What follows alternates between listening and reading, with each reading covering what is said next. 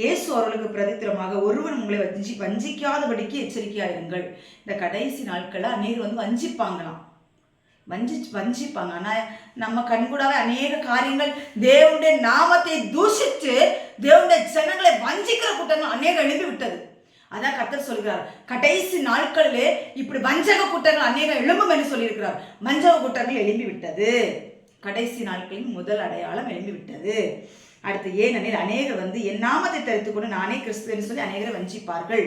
வஞ்சிச்சுக்கிட்டு தான் இருக்கிறாங்க. கடைசி காலம் 1 2 இல்லை. தேசத்திலே 100 பேர் ஊழியம் செய்யறாங்கன்னா 80% பேர் தேவனுக்கு பிரியமில்லாத ஊழியங்களை தான் செய்து கொண்டிருக்கிறார்கள். அதுதான் தேவன் சொல்லிட்டார், வஞ்சிப்பார்கள். அநேக தேவ ஜனங்களை வஞ்சித்துட்டார்கள்.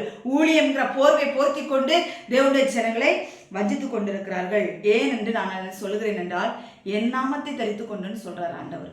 என் நாமத்தை தரித்து கொண்டுன்னு சொல்றாரு. கர்த்தருடைய நாமத்தை, இயேசுவின் நாமத்தை, இயேசுவை நான் உங்களுக்கு காட்டுகிறேன் என்று சொல்லி தன்னை காட்டிக் கொண்டிருக்கிறார்கள் ஊழியக்காரர்கள். கடைசி கால ஊழியம் அப்படி நடந்து கொண்டிருக்கிறது. அதான் வஞ்சக கூட்டங்கள், வஞ்சிக்கிற கூட்டங்கள். இப்படிப்பட்ட இடங்களிலிருந்து கர்த்தர் எச்சரிப்பாக இருக்க சொல்லுகிறார்.